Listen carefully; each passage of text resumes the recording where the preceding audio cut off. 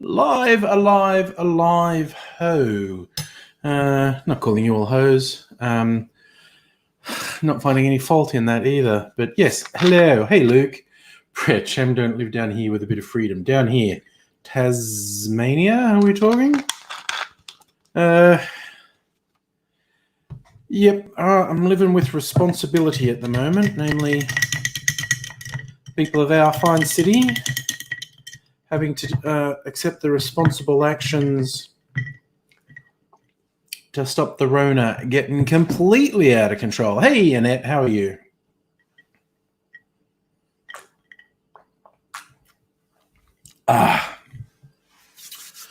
Oh, my wordy. It's good to be here. I've got Marvin the Martian tonight theme because tomorrow is Roswell Day. It's when the Roswell incident was reported on, the supposedly alien spaceship crash in New Mexico. Autopsy done at Area 51. So I'm going to do an alien-themed cocktail tonight. Hey, Invisible Chicken and Justin COVID Country. I imagine there's a bunch of people being really stupid right now, actually. It's weird. I went to Costco at lunchtime, which was just before any announcement, so it was relatively normal. It was probably busier than it would normally be at that time, although I'm not 100% sure, because to do two birds with one stone, do some work stuff in the city, I went to the Costco at Docklands that I hadn't been to for ages. So I'm not actually really familiar with how busy it is during the day. But I think, yes, I heard reports straight after the lockdown notice that fucking idiots went straight for the panic buying.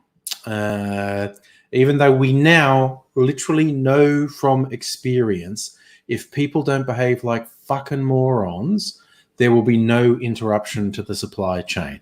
There's a little bit of excuse the first time around because it was so unknown. You could almost justify some anxiety. But we know for a fucking fact the supply chain's not going to be interrupted, and to panic buy is just the height of fuckery. Hey, Glee. Back when you just go away, have no sound. And got a big shopping delivery today. Well, that's good. I'm starting with my usual fruit cocktail. All the reds. Blood orange juice, cranberry juice, and my homemade pomegranate syrup. So it's actually really unhealthy because that's 50% sugar. Yes, my homemade grenadine, which is yummy. Hey, Pugwash, how's it going? Morning. Remind me where you're joining from, Pugwash. I know I asked you this last time you were on. June. Why do I keep saying June? It's July. July 8. Wikipedia. Look up the details of the Roswell incident in 1947.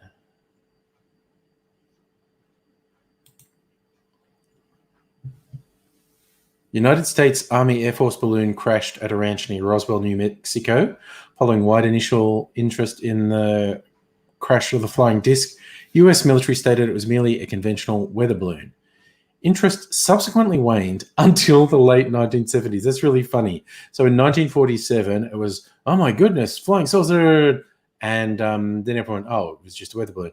But in the 1970s, ufologists began promoting a variety of increasingly elaborate conspiracy theories, claiming that one or more alien spacecraft had crash landed and that extraterrestrial occupants had been recovered by the military, who then engaged in a cover-up. Yes.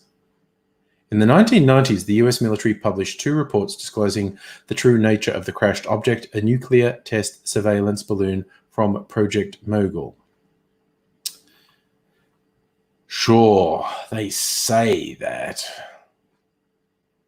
On June 14, a foreman working on the ranch noticed debris 30 miles north of Roswell.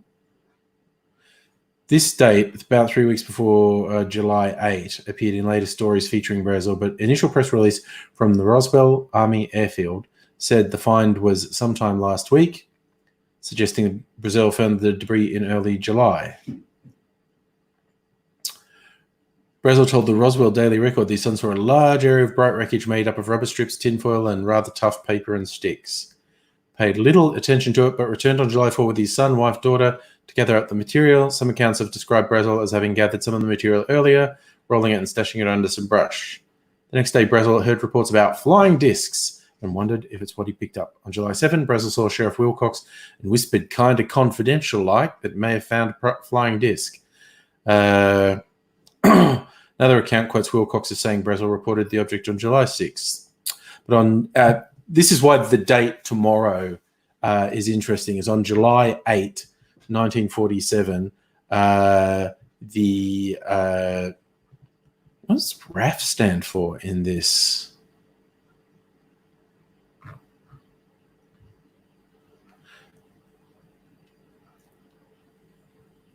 Anyway, a public information officer issued a press release stating personnel had recovered a flying disc. Telex sent to the FBI, quoted a major from the 8th Air Force, as saying the disc is hexagonal in shape and was suspended from a balloon by cable, which balloon was approximately 20 feet in diameter. Object resembles a high-altitude weather balloon with radar reflector. So yeah, a press release was released on July 8th.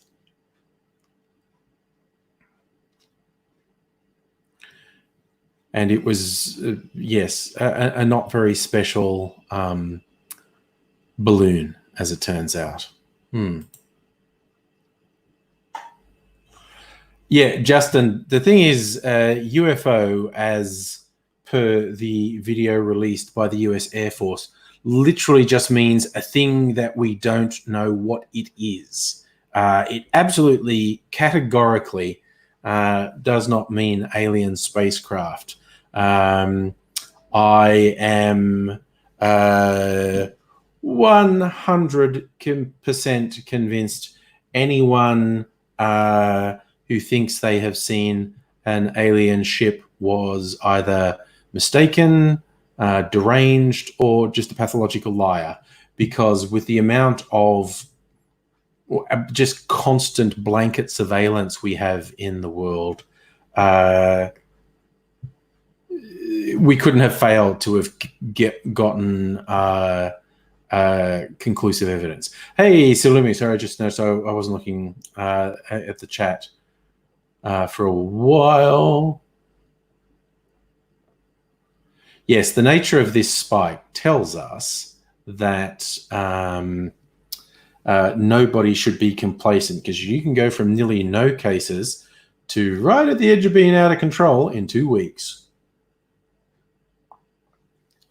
Oh, yes, Lee doesn't have COVID. My daughter doesn't have COVID. And hello, Kirsten. Yeah, Justin, I know you know what UFO stands for, but I mean, a lot of people have done this thing like, oh, the military admitted UFOs are real. No, they admitted they have some video and recordings of circumstances where they literally do not have an explanation for what has seen. And like I said, I'm going out on a limb and like I said, saying Bigfoot's not real. Loch Ness Monster's not real. Aliens aren't real.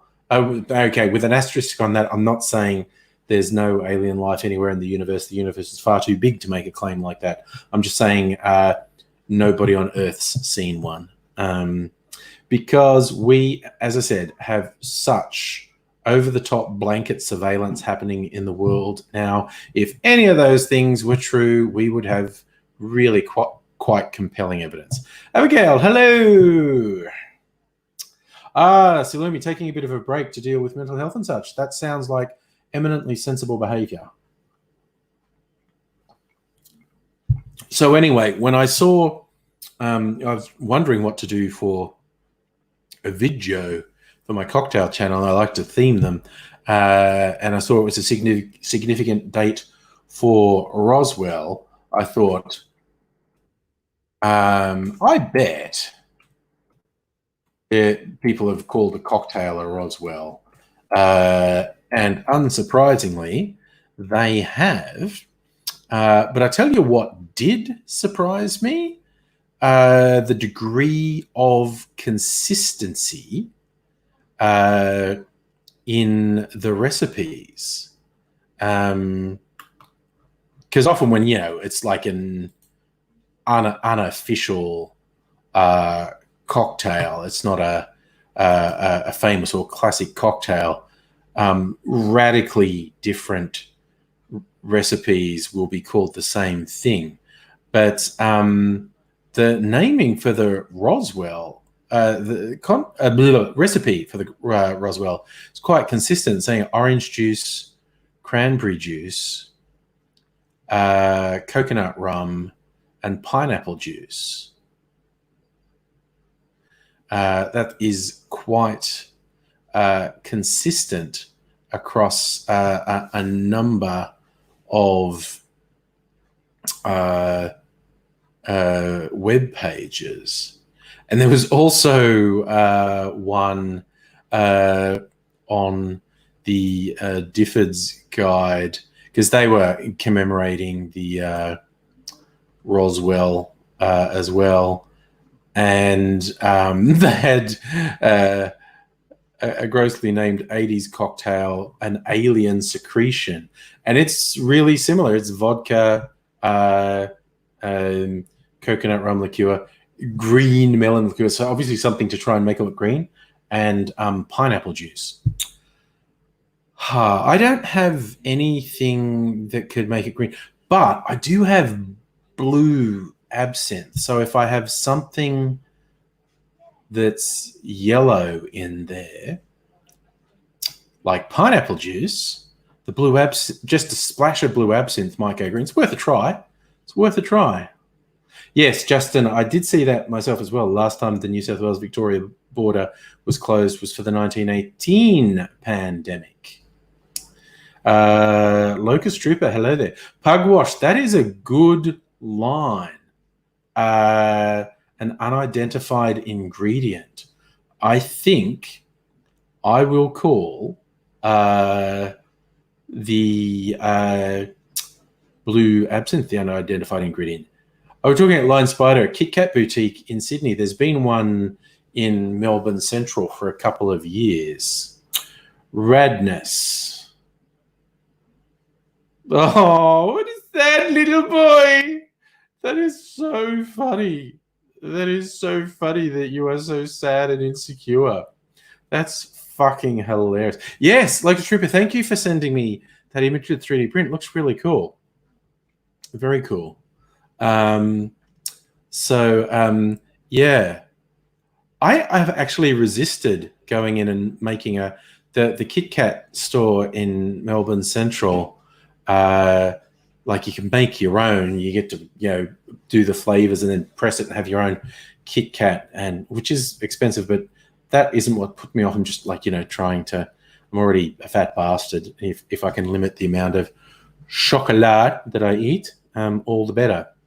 And I just thought if I did it once, I might get obsessed and addicted with making custom Kit Kats. So I decided to give it a miss.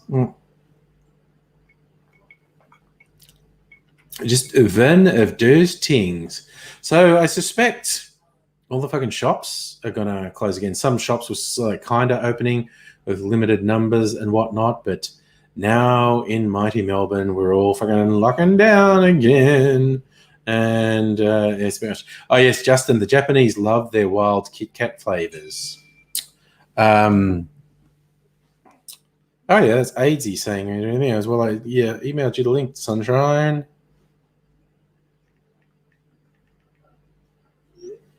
So okay, AIDSy is going to join us. I thought he was. I hadn't replied to my last couple of messages. Like, oh God, you're cold. Yes, you did move to a place that does have fairly cold winters. So yeah, the heating bill is often a bit of a worry. I think that's correct that South Australia is the only Australian state that wasn't a convict colony. I feel like I've read that. It's one of those things that I feel like I've read. Line Spider out of Facebook prison again. 30 days. Yes, I've actually got a letter for AIDSy from Kelly, who's often in the chat. I assume it's a birthday card. Isn't that pretty though? A little sticker on the front. Very cute. And he doesn't know you. Oh, no, I did actually text him and say you got a letter. So hopefully he'll come and I'll open the letter for him.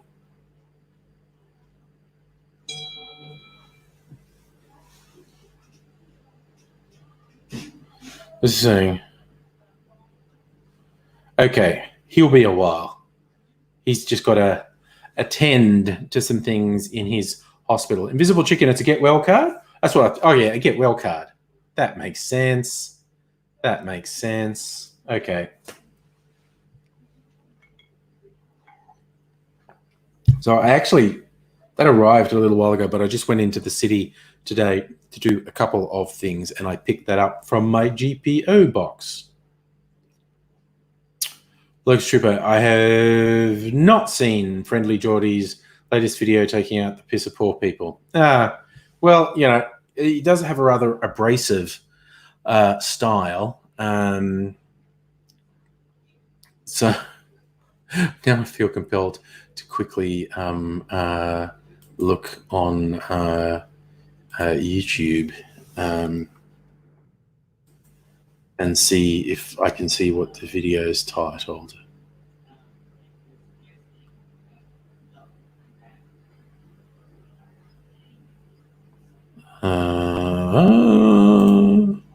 Let me see if I see it anywhere.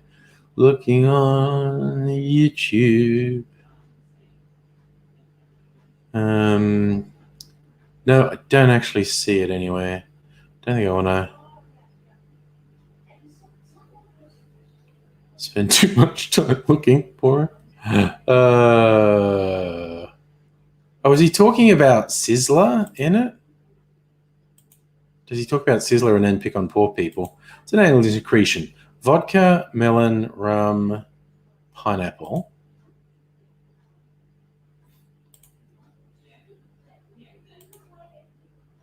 Orange juice, cranberry, Malibu. There's like fucking no alcohol in there. 3 ounces of Malibu coconut rum. I suppose it's a bit of alcohol. I'm going to do this alien secretion one. Anyway. It's the Sizzler one. Okay. Yes. Justin, I have the GPO box for things to get sent to me that I don't want sent to my home address. Yes, Bugwash, middle of winter for us. Geordie, Lions Buddy and Geordie has also been bashing youth for not owning homes. Okay, that's weird. I don't watch them enough to know.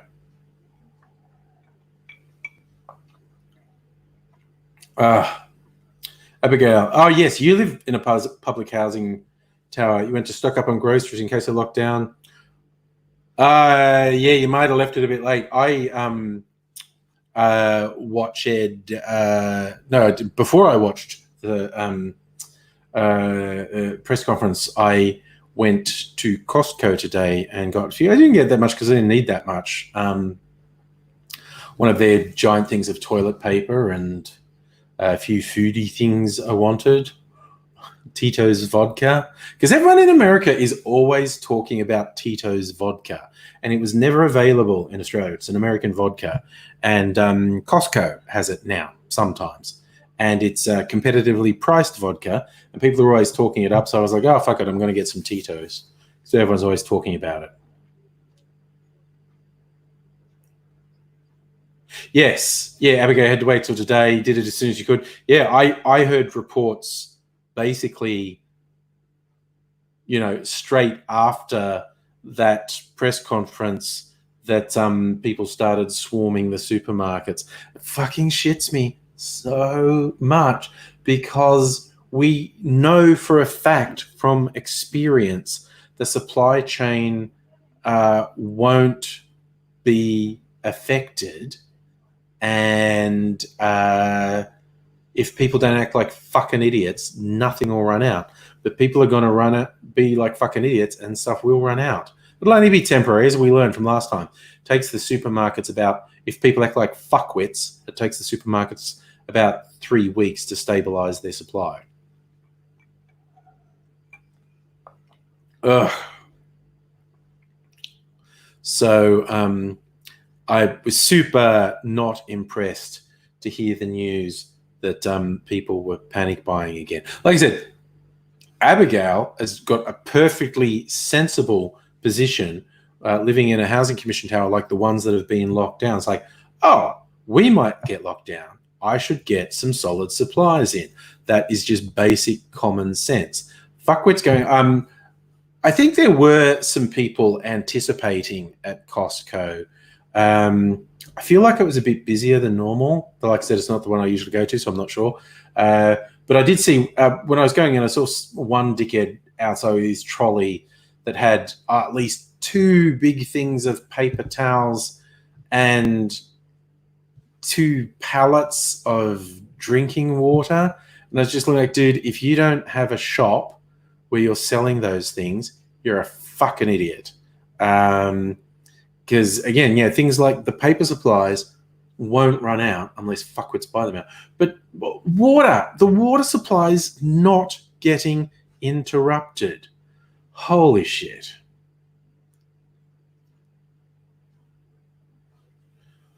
I hadn't seen that, Luke. People putting needles in the fruit in the supermarkets again. That happened a while back. Ooh, Justin, since your US tax return off, might get another round of stimulus. That'd be good. Yeah, Abigail, exactly. People are allowed to go food shopping under lockdown. Why are they being so fucking stupid? And we actually know that.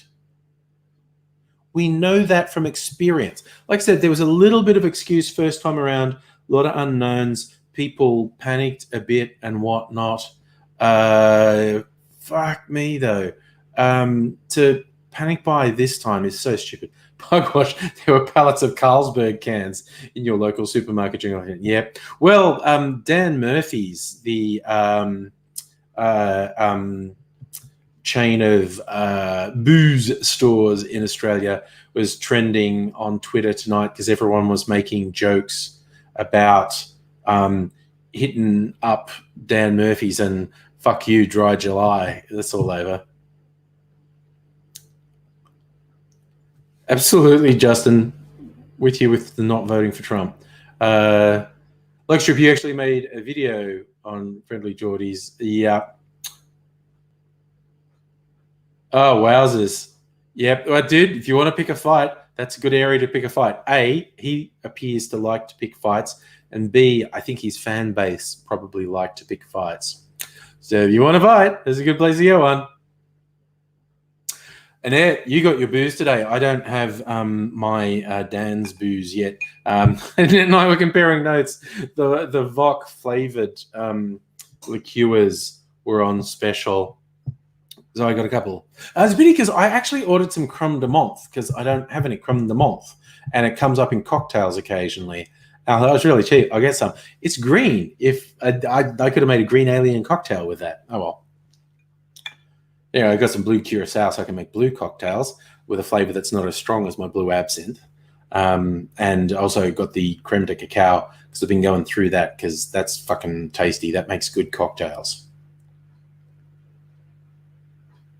Like, should be. You're saying you've heard he likes me. I guess I haven't tried to pick a fight with him. But it's kind of like, okay, there are some really obvious differences between me and him, but there's so much crossover in us feeling very similarly about things. I don't really see the point in picking a fight. I mean, I never even picked a fight with the bloody right-wing fuckwits. Yeah, and I could make a grasshopper when I get the creme de menthe. Yes, that's a famous one.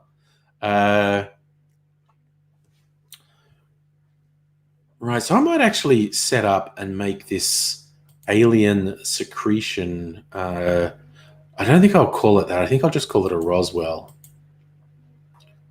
I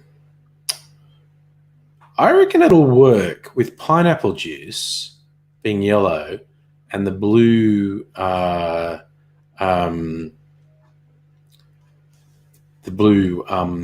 absinthe.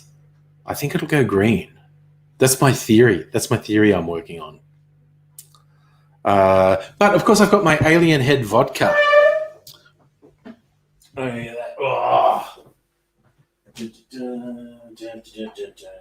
So I've got alien vodka.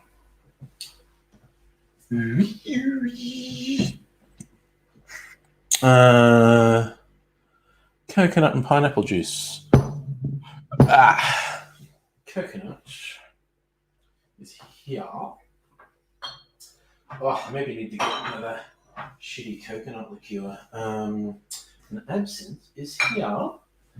And just need to get some pineapple juice. You know what? I'm going to make another bloody clarified cocktail while I'm at it, just for funsies. Okay, that's almost out. Hopefully it hasn't gone funny. And I'll get another one.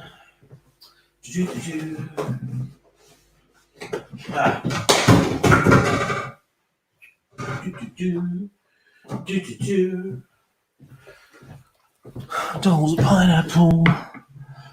Right. Actually, if I'm going to do this, I need to get my video making camera in here.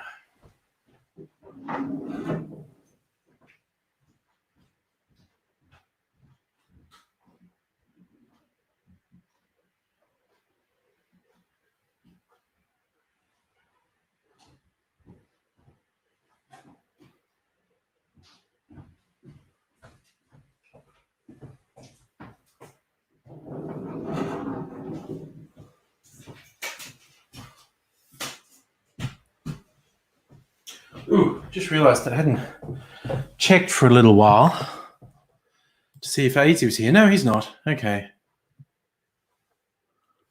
Oh, you know what, Pugwash? You know why my alien bottle doesn't look very green? Because for some fucking reason, this webcam doesn't register green. It's very green, trust me. Oh yeah, Henry's clarified grasshopper. I love the way clarified cocktails look. Yes, this is my Area 51. So yeah, proving time. All right, I just thought I'd check. Ugh.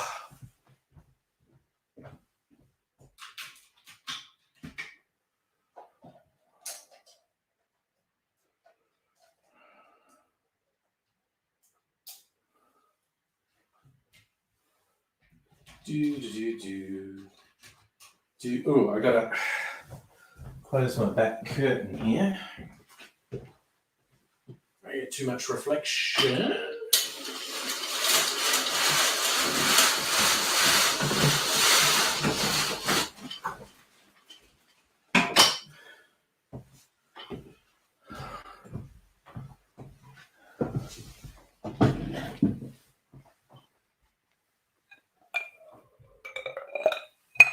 All right. So, what sort of glass do they put the alien secretion in? Oh, it's got a bit of volume. 3 shots of pineapple juice. All right. I might put it in my tiki goblet with a big thing of ice. Okay, like that. And like that. Right.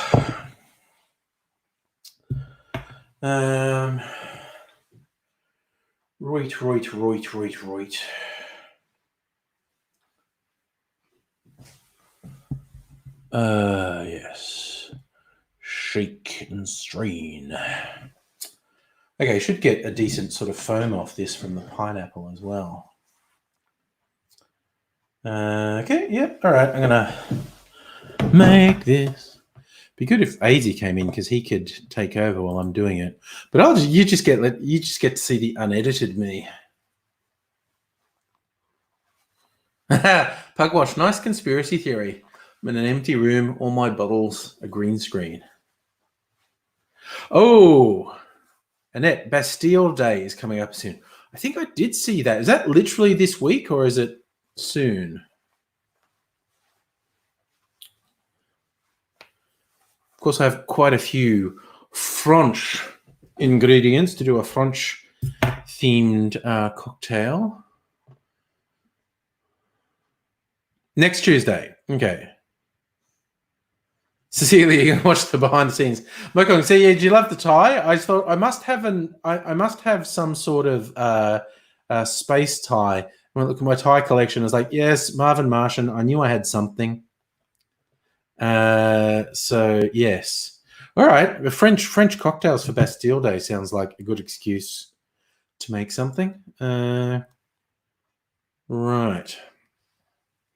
So I'm just going to remember Roswell. Roswell.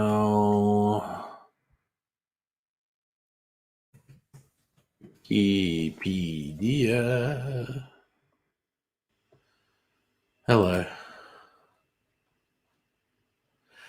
The Roswell UFO incident.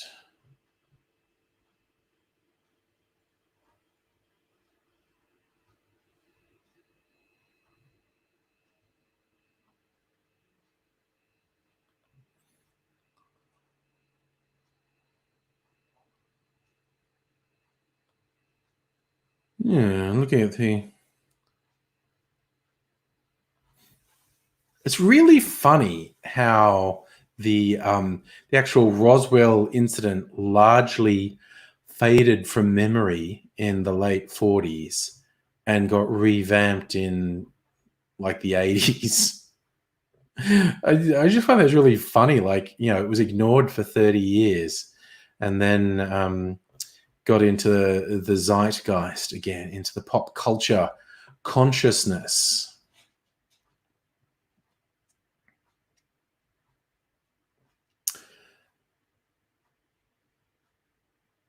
$1947. So how long ago is that now? Trying to make calendar work in head. 73 years ago. 73 years ago, the Roswell incident was first reported. Catherine, your ex used to make crepes on Bastille Day. Ooh, spinach, pine nuts, and raisins. My God, that sounds good. That sounds great. All right, I am going to make an alien cocktail.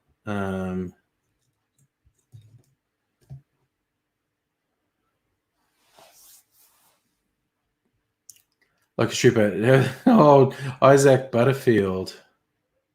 I don't watch Isaac Butterfield, man. I have no idea what he's up to. Justin, what do I think Area 51 is? It's a military base. They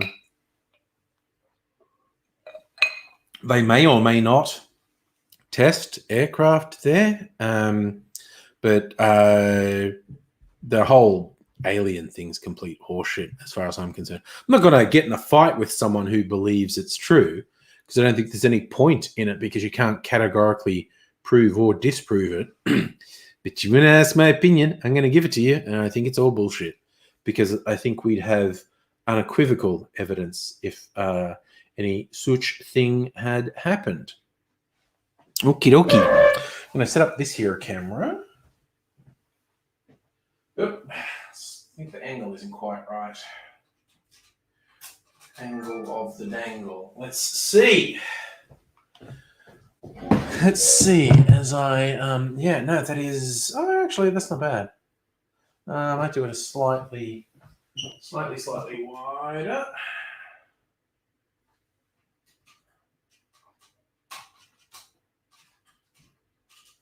Ugh, I think that's too much. Let me see. What's that? Oh, no, that's actually good. That's good. That's good. I got my, now, so you all can still see me while I do this. I'll just do that. You get to enjoy the weird angle of my quadruple chins as I do this. Okay, so this is ready. This is ready.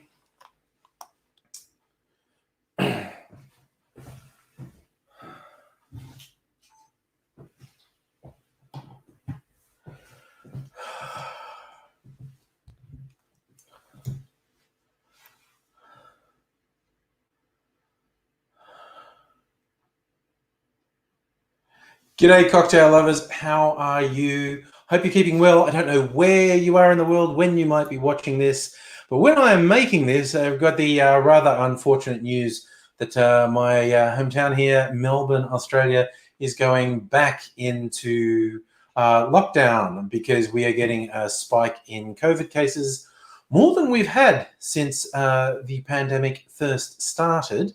And that's like you're getting well over 100 cases in a day. And some people in the rest of the world will be going, what now? Why is that bad? Like places in the US getting thousands of new cases in a day.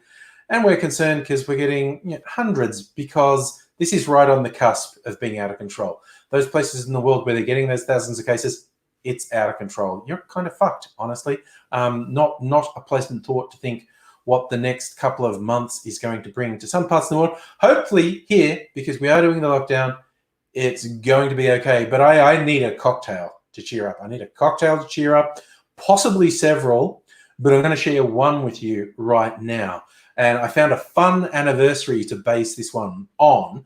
If I was to say Roswell, New Mexico to you, what would you think? If you're from the Western world, you're most likely going to think about aliens, crashed spaceships, Area 51, maybe even alien autopsies. Because on July the 8th in 1947, it was first publicly reported that there was some debris, which the military has explained was a type of observation balloon. Initially, they said weather balloon. Apparently, it was a secret part of the nuclear program. But someone found pieces and thought, oh, maybe it's an alien spacecraft. And the military said, it honestly isn't. And people went, oh, okay. So this was like in 1947. Interest died off almost straight away because I guess there was a slightly limited supply of idiots, and people didn't really latch onto it. They were excited for a while, thought, oh, aliens! And they thought, oh, no, okay. And then for reasons that are largely unfathomable, some 30 years later, the idea became popular again. The late 70s and into the 80s, there was a real surge from ufologists about, oh no, what happened at Roswell? That was big, man. It was aliens. It was aliens. I don't want to rain on anyone's parade, but with the level of saturation surveillance we have now, if aliens were visiting us, we'd have really incontrovertible evidence. And yes, the US Air Force did release some recordings earlier this year saying these are genuine UFOs in the sense that we don't know what is recorded here, literally just meaning it was an unidentified flying object. It does not mean it was aliens. As I said, personal view, I'm not going to rain on anyone's parade. If you want to think we're being visited by aliens, I think it's a bunch of crap. It's because we would have really incontrovertible evidence if it was true. But I don't want to rain on your parade. You would do the Fox Mulder, I want to believe. I'll let you have that, honestly. It's not the most dangerous thing in the world to believe in. But I thought there's got to be Roswell cocktails, right? People have got to have made a cocktail and called it a Roswell. And I did find several, it was unsurprising. And I found some other alien-themed cocktails. One with a really unpleasant name of Alien Secretion, apparently dating back to the 80s. Classy. I'm going to adapt some of these recipes, and I have the perfect base for it. Oh, I've just been waiting to bring this one out. Oh, my outer space of vodka. And yes, I absolutely admit I got this just for the bottle, but it was on special, so it was only slightly more expensive than comparable vodkas. So I paid a bit extra for the bottle. I'm going to be keeping the bottle when the vodka's gone as a decanter. I'm quite fond of it. And it's actually quite a pleasant drinking vodka. Some vodkas are really harsh. This one is actually quite smooth to drink. So I am going to use this as the base for my Roswell, New Mexico cocktail. And starting off, it's going to be 2 ounces of vodka going into the cocktail. Ooh, Pugwash, you got a chrome version of the bottle. Nice. Oh, hi, Safa and David, by the way. I'm just going to be going back to this in a bit. Yes, this is live YouTubing. You get to see how the sausage is made, as the saying goes. Right, so 2 ounces of vodka. Oh, you know what? I'm going to fucking cheat. I am going to fucking cheat because I've got some of this that I actually colored yellow. Ooh, sneaky, sneaky angry. Sneaky. Wait, where was this? Was it there? Okay, hell. This one. So my lemon lime vodka is actually yellow. Oh, the untrustworthy angry is trying to cheat to make his cocktail more green, to be alien themed. Can't trust me, is what I'm saying. But I'm honest about being untrustworthy. Does that make me trustworthy? That is the big question. Does being honest about being untrustworthy, make me trustworthy?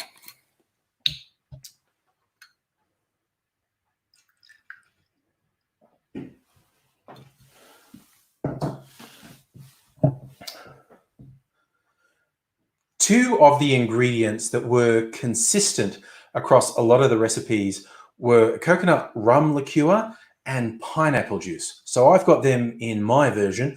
Going to put in 1 ounce, 30 mils of coconut rum liqueur.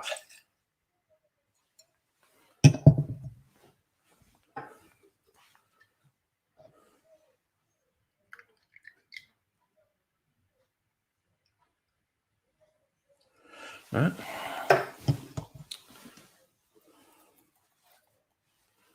Let me just check something here.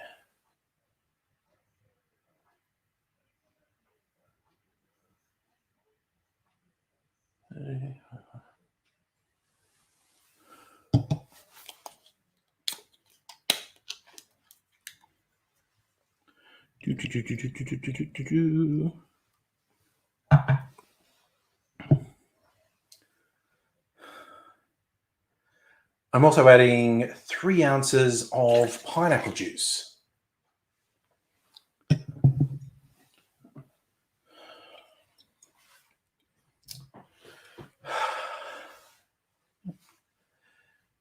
Keeping with the UFO theme, this is my unidentified, well, it's not really flying. It's my unidentified ingredient, although I'm identifying it to you.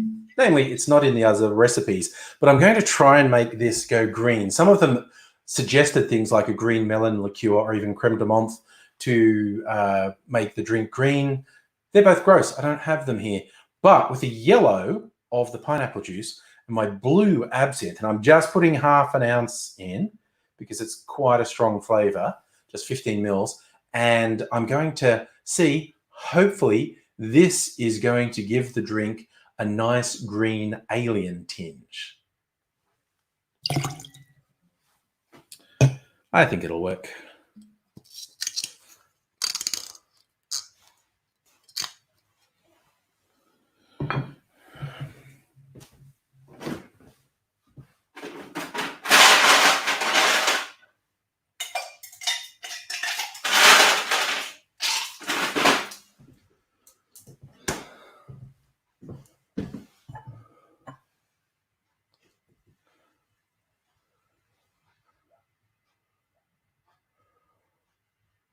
All of that in a shaker with ice. I'm going to shake that for about 10 to 15 seconds.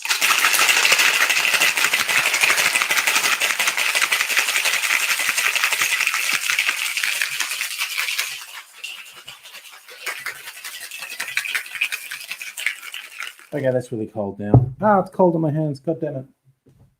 All right.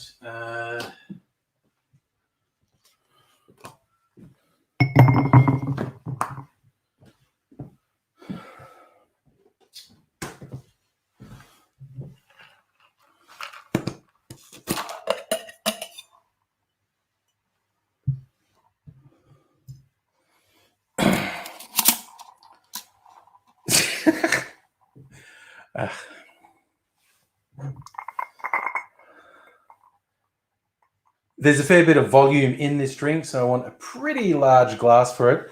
I'm going with my cut glass tiki goblet, and it's even, it's a nice theme of a pseudo alien face. Just going to strain that with the Hawthorne strainer over a nice big chunk of ice. Oh, this turned out better, at least greener, than I was even hoping. That's a wonderful green alien color. Well, I will specify, although the alien vodka is in a green bottle, it's a clear vodka. It's not a colored vodka. So that has come out a spectacular alien green color. Just remains to, what does it taste like?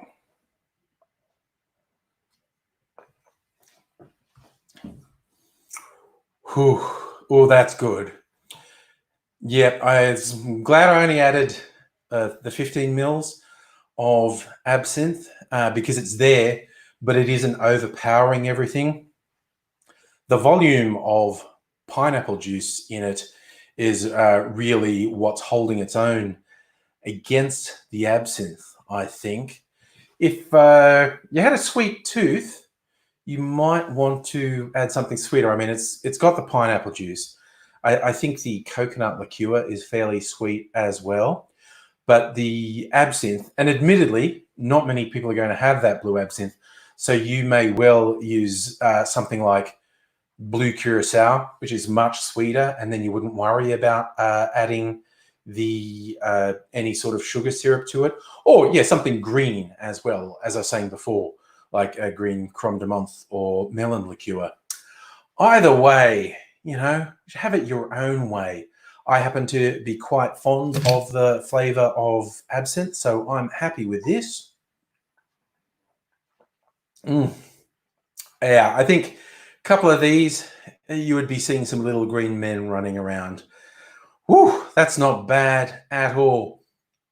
Not a bad drop to commemorate the Roswell incident some 70 odd years later. And we still don't have any conclusive evidence of aliens. Doesn't stop people thinking about it, wanting it to happen. And as I said, I think that is one of the less harmful, fanciful notions that people have.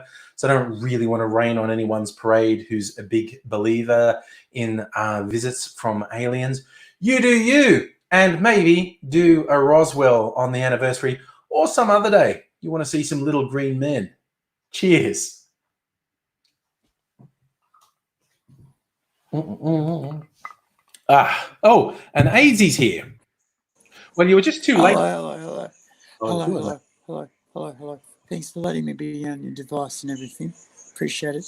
My camera's at a funny angle, so I'll be looking sort of over here and over there. And then I was going to say hello, Angry, and apparently I've got a letter. Yes. Do you want me to open it for you?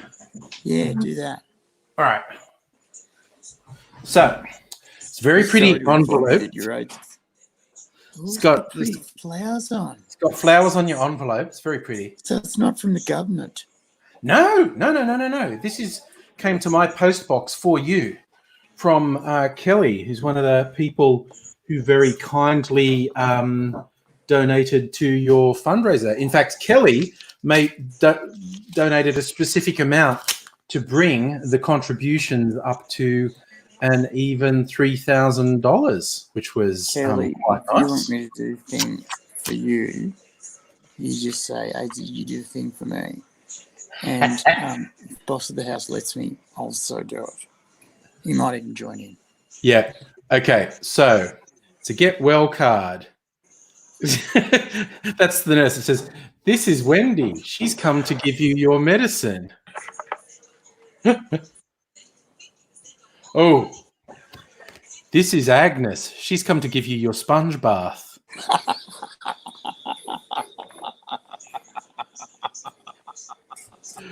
How good is Thing that? is, I'm cool with that. Yeah, no, that's cool. So You know that I'm cool with that.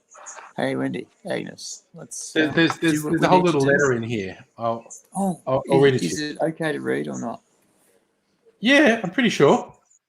Okay. Oh, there's a lead-in for you at the end, I just noticed. But we're going. Dear AZ, while this card is certainly not half as witty as you are, I hope it helps to know that's the best wishes for your recovery. From what Andrew has said from the live streams, it sounds like you're having a shit time of things at the moment and that you believe you'll be in hospital for a while this time. Do believe you'll improve, even if it doesn't always seem that way. People at the hospital are doing their best to help you. Anyway, my mum's going to make a wish for you on a wishing tree, which will be meditated over by some pretty good psychics on the next full moon. That's so nice. Yeah. So that's best wishes so from nice. Kelly. P.S. We keep making Kelly curious about the story that made a person faint. So I don't know if you want to go into any detail because I know it, but it's yours. There'd have to be lots and lots and lots of warning, and we'd have to stop every 3 or 4 minutes and say, well, what we'd have to do is we'd have to put a superscript on the yeah, let's do that. I'll put a sticker thing on. Is very offensive and made someone faint. Yeah.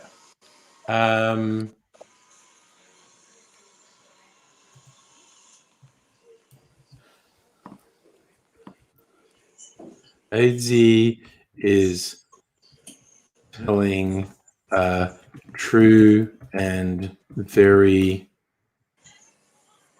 gross story, not for the squeamish.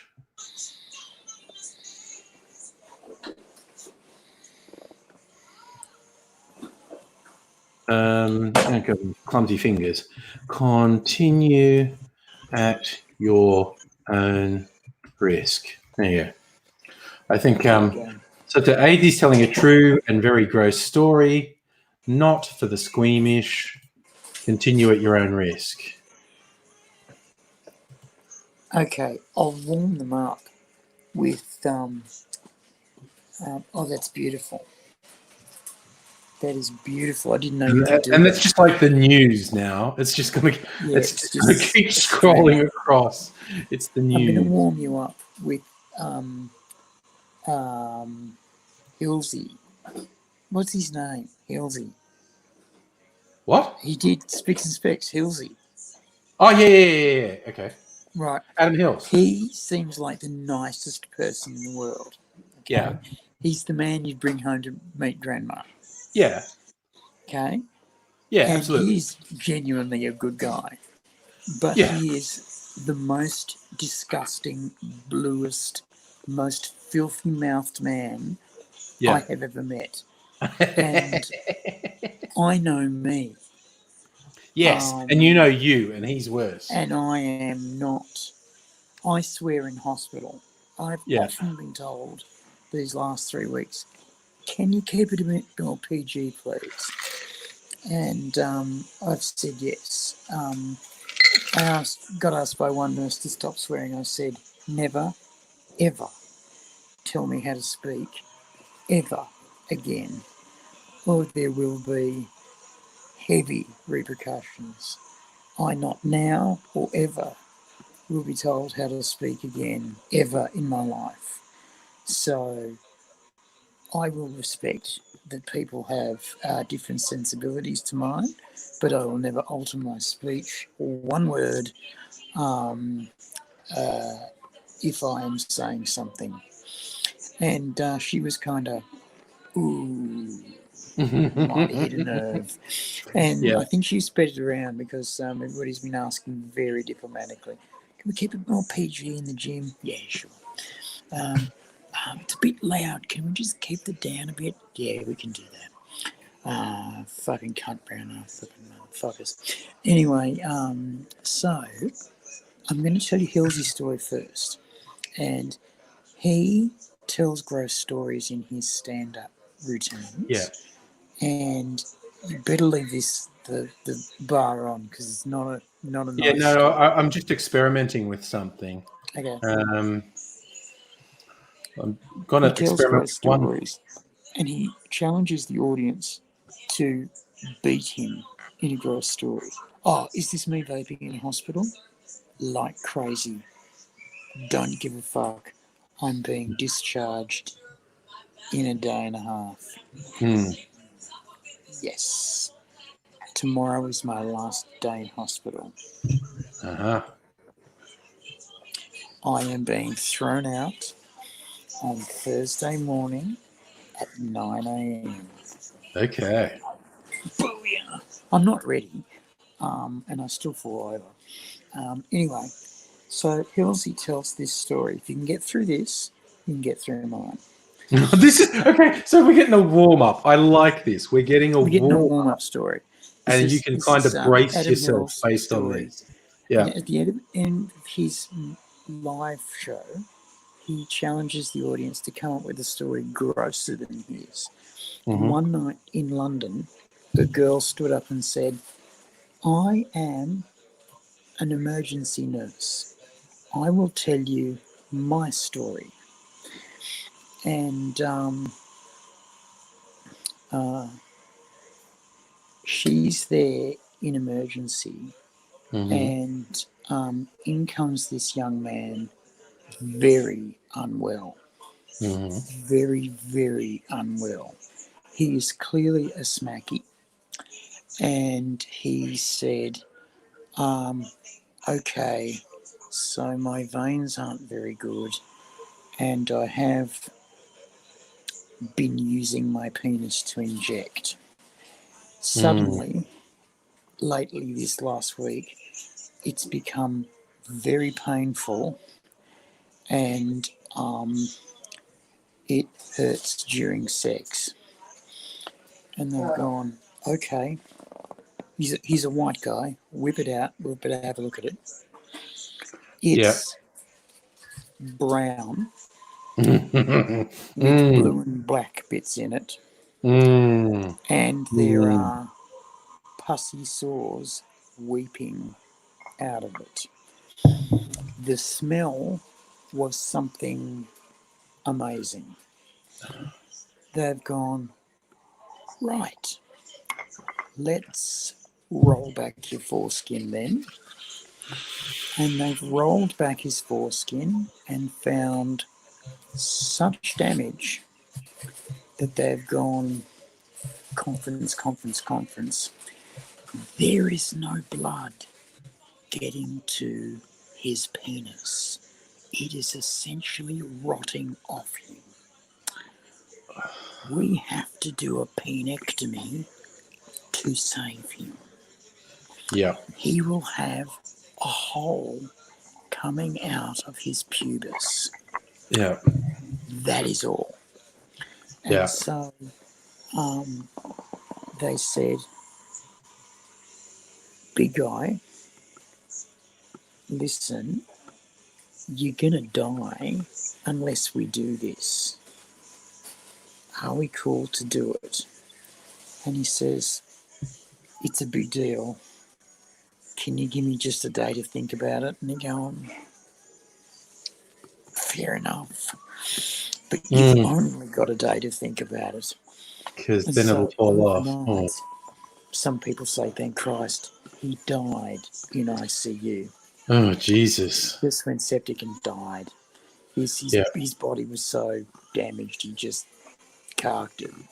Yeah. Anyway, yes, it is, Gecko. It's not getting anywhere yet. We are not anywhere near the gross story yet. Yeah. Anyway, next day, his girlfriend comes in to grieve over him, and she's not looking too clever either. She's looking grey, she's looking green, she's looking really unhealthy.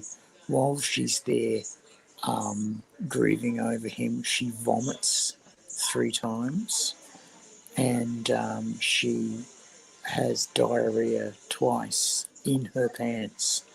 And they're going, oh, darling, you're pretty sick. And she goes, yeah, I've been sick for a little while. But I managed to get 3 hits of the heroin in this morning, so I'm not feeling much pain. It's just I'm not real well. And they go, okay, listen, can we maybe examine you because you're not well? And they go, and she goes, yeah, okay. And they put her down on the bed and they say, maybe take your clothes off. So she takes her clothes off, and around her waist, her legs have massive boils on them, which are exploding. And her pubis also have massive boils on them, which are exploding. And her bot has a hole where a boil was that has trenched its way through to her rectum.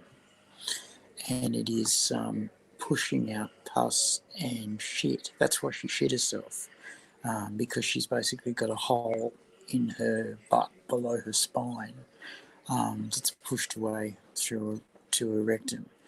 So she's got a what do they call it, a fistula. And they've gone, okay, that's surgery right there. And they've looked at her armpits and they've gone, that's glandular swelling all over.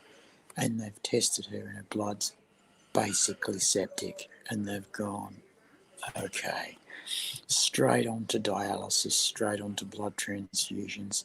And she's not fucking getting any better in ICU. So they go, full fucking search, and we get the pus out of here because the pus is smelling really bad. So they burst every boil on her that they can find, and they burn and cauterize this fistula and go, that's got to stop the smell and it's got to help her physically. The smell gets worse, and they notice discharge coming from her vagina that is purple and brown and green. And they're going, right, this is not good. It's time to do a gynecological examination. And so they get the speculum in there, and it makes a sound that they will never forget. And then the smell overpowers the room. Most of the staff have to get out of there and put Vicks under their nose. And one of the old surgeons says, oh my God, this is the smell of death. Something has literally died in her vagina. I want you to be ready for this. It could be a fetus. It could be an animal. It could be anything. Be ready. So they put lights up there, and they find something is blocking the way to her cervix. And it's kind of nasty looking, and they're going, oh, we've got to get rid of that. And they sort of grab it, and it's sort of intact, and they grab it out gently, and out it comes, and they realise it's the head of the boyfriend's penis who came in before. And it's been sitting there for 3 weeks, dying. No. The last time they had sex, his head. Thank you so very much. You're a legend. I don't believe he had to interrupt. Oh my God. I just got a coffee. Yeah, I know. So So effectively, yeah, his cockhead came off when they were having sex. They kept on having sex after that. Yeah. He Yeah. didn't know what was going on. She didn't know what was going on. Yeah. And yeah, smack can cure anything. Yeah. She actually lived, but I am sort of happy to say that she's infertile now. Yeah. So No Darwin reproducing wins there. out. Holy fuck. Okay. They couldn't find veins to inject her with, so they went through her head, neck, and tongue and eye. Yeah. Yep. Hey, okay, and I now want to remind everyone that was the warm-up story to get you ready. So, like, if that was too gross for you, you really don't want to hear the next one, I think is what we're saying. So that was a warm-up to get you in the mood. Okay, so here we go. I have years ago, in fact, 2008, I woke up with no. I was watching. I'm going to tell you the lot. Yeah, do the whole story. I was watching videos with my friends. It was a great night. I was coming down on the drugs, nice and slowly. It was working. I'd come down from a horrendous number down to 54, which was good. I was watching videos with my buds. It was summertime. It was a beautiful, cool night. We had the window open and the air conditioning off. And we were watching videos, and there were 3 comics together. It's hard to have friends as a comic. You have colleagues, but not friends, because everyone's, competing against one another. But we 3 could compete, but we were friends with it. Anyway, we watch these videos. It's a great night. Everyone goes home, and while I'm watching videos, I get this funny feeling under my scrotum, and I feel a sting. And I go, what the fuck's that? And I hand down there, and I pull out a dead, squashed ant. And this fucking ant bit me, little bastard. This ant was less than 4 millimeters long. It was an ant. I'm here to tell you, ladies and gentlemen, that ants do not wash their mandibles after eating. This becomes important soon. In the morning, my testicles have swollen to the size of a small grapefruit. And I say to my then wife, darling, behold my enormous testicles. If they continue like this on Monday, I shall go to the doctor on Tuesday. And she says, fuck that shit, we're going to the hospital now. And so to the hospital I go, and I go, this is fucking ridiculous. I've got a 12-hour wait for nothing. I'm just going to go home, you fucking whinging shit. And they look at it and they go, does that hurt? And I said, like a bitch, actually. And they take me immediately in. A doctor comes past, a nurse comes past and says, that has got to be painful. Have they given you support undies? And I go, no. And she goes, fuck, they're stupid. And she comes back with support undies. By this time, my scrotum has grown to the size of a melon. It's huge, right? A rock melon. It's massive. Anyway, doctor comes past and she says, give him some pain relief. And he says, have some Panadol. She comes back past and says, what did he give you? And I said, Panadol. And she goes, fuck me dead. Hang on, I'll just bully one of the students and residents into giving you some proper stuff. So she goes into the students' lounge and bullies one of the doctors in there to come out and do something for me. And one of the kids said, I just did my urology round. If I don't actually look, my professor will cut parts of me off that I've been studying. So he comes out and says, well, give us a look. And ladies and gentlemen, when you've got something wrong with your genitals, you lose your sense of embarrassment within about 5 minutes, because fucking everybody wants to have a look at your junk. Fucking everybody Yeah. gets to have a squeeze. People Can who I give visited people a me, little bit of reference, just for a laugh? I'm mixing something. That's the colour AZ's scrot went. Okay, it swelled up and went that colour. I just had to do that. it gets better.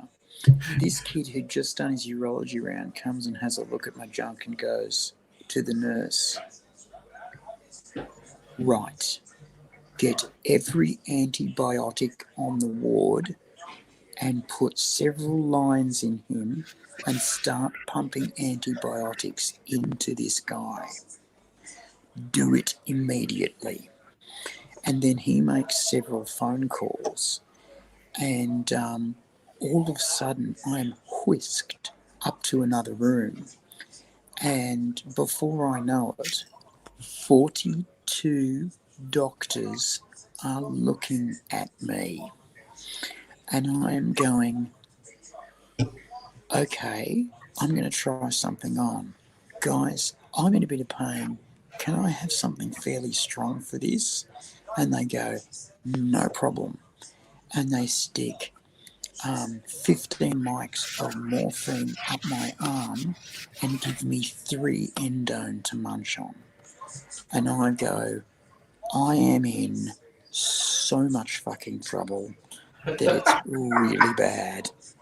When you ask for pain relief and they just fucking give it to you in quantity, then you are in deep shit.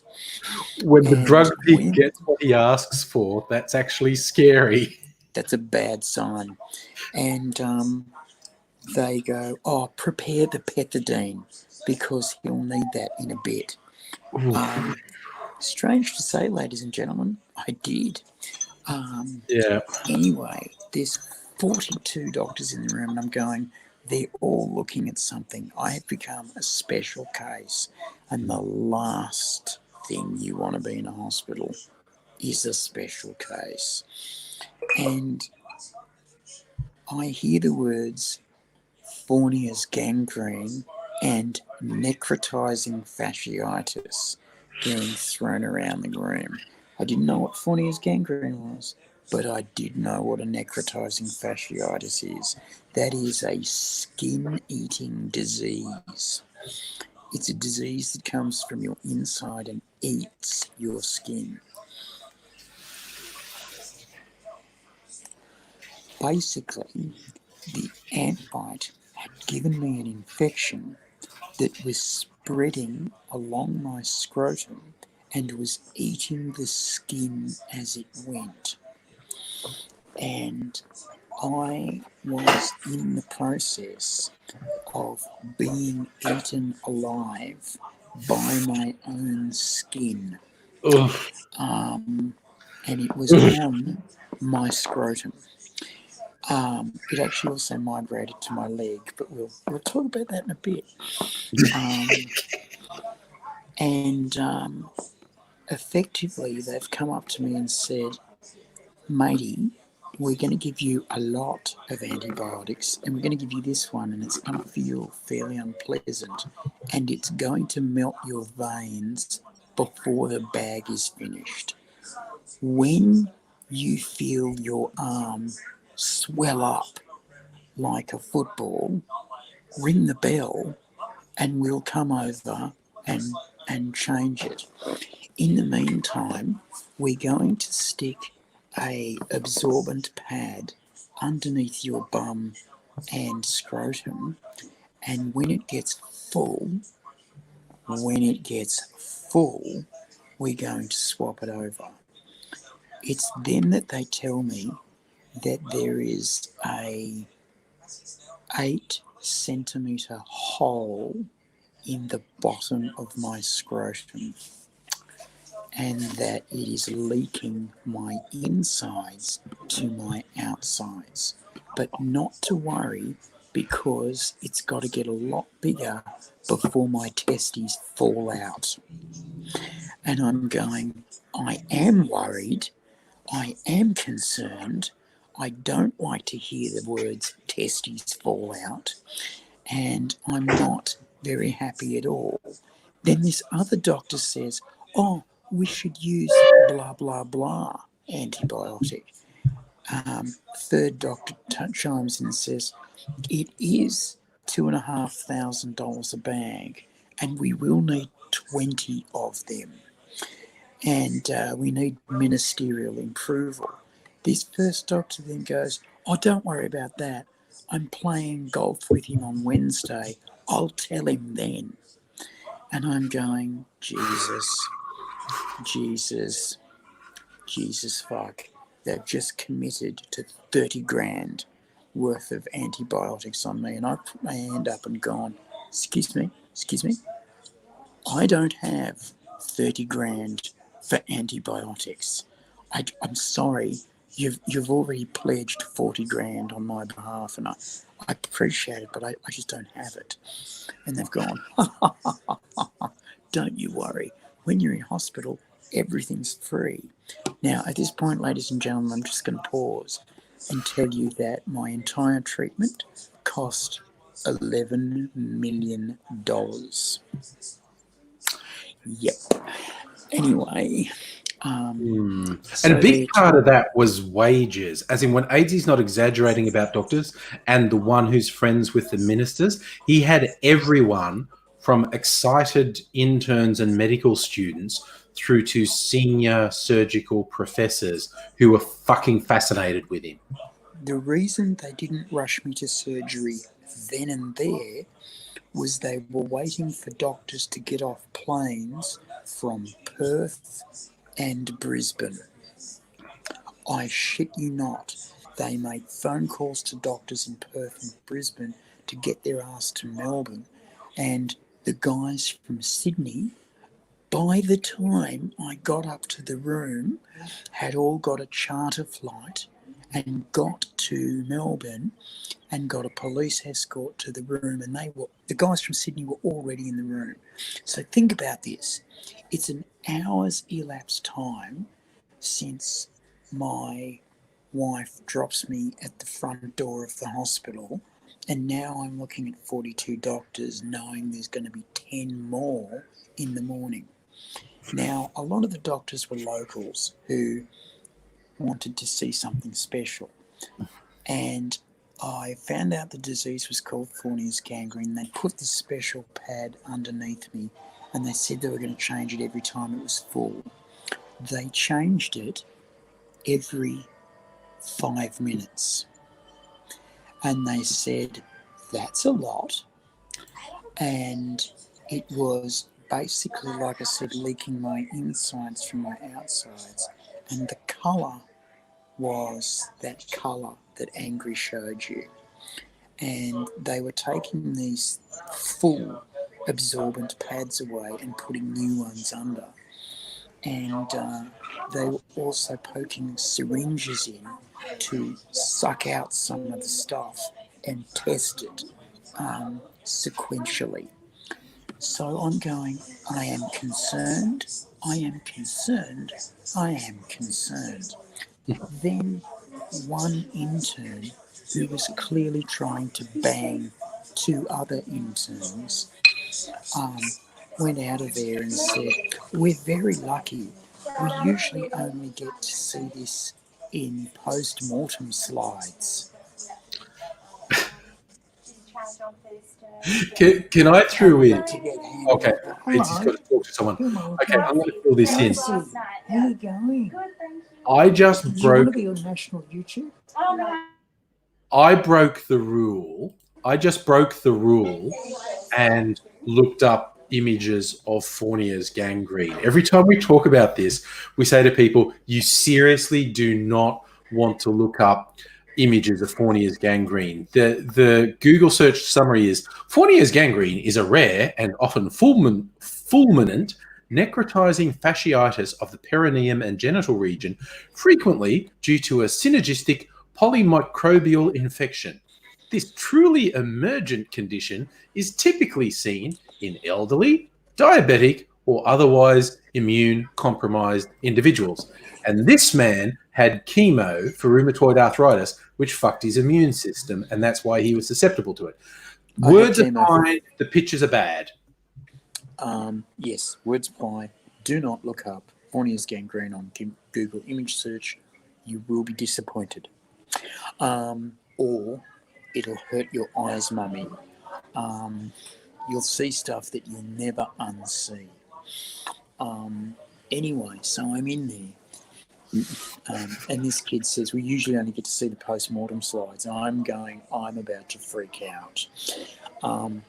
As he's leaving the room, I see a resident deploy like a puma after a nod from one of the professors and just slink out of the room like a hunting cat. And I can see through the corridor, which is glass, he just takes him by the shoulder and fucking rushes him forward and is about to give him the talking to of his fucking life. Annette, it's going to get so much worse.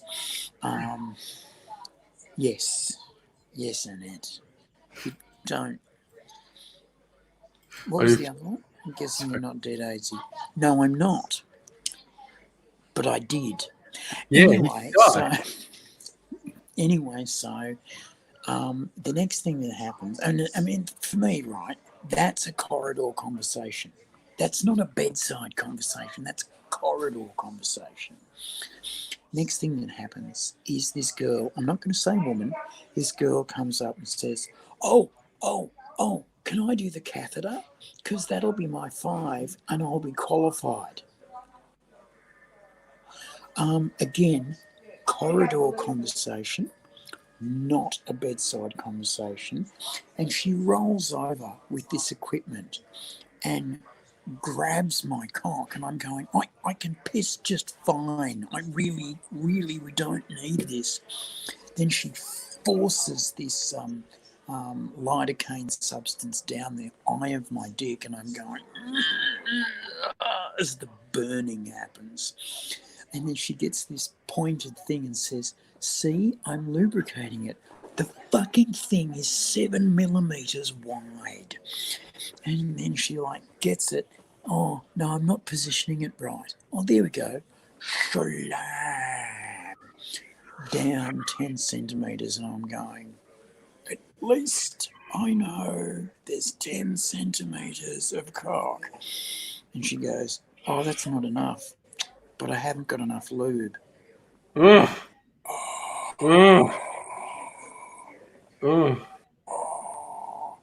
So another 10 centimeters of lubeless 7 millimeter tube is pushed down my cock. And I'm going, some people do this for fun. Recreation. Yeah, it's popular. I am not one of those people. It is always good to know what you're not. I know that I'm bisexual. I know that I'm going to try a lot of things. This is finally one of those things I know I'm not going to try. When I was in a bad way at Abigail, there are such things as female catheters, and they're not allowed to be put in by nurses. Yes. Yeah. They've got to be put in by doctors, and they can't be lubricated because they have to be perfectly straight to get through the urethra. And at the end of the urethra, when it hits the bladder, what they do is they pour saline solution into a second tube, and it blows up a donut that holds it in your bladder. So any urine in your bladder comes out this tube forever. Okay, I have this tube in, and I'm going, I'm not happy. Then the very next thing that happens is they give me more drugs. I'm happy about that. And they say to me, you will be in theatre for about 6 hours. You will wake up in intensive care and you will be taken up to the ward.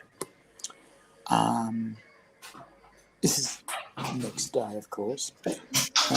And before I go in, I thought, they said, oh, they're coming to get you for theatre. And I'm going, okay, they'll be coming in a minute. And I'm thinking, all right, this is a public hospital minute, which means half an hour.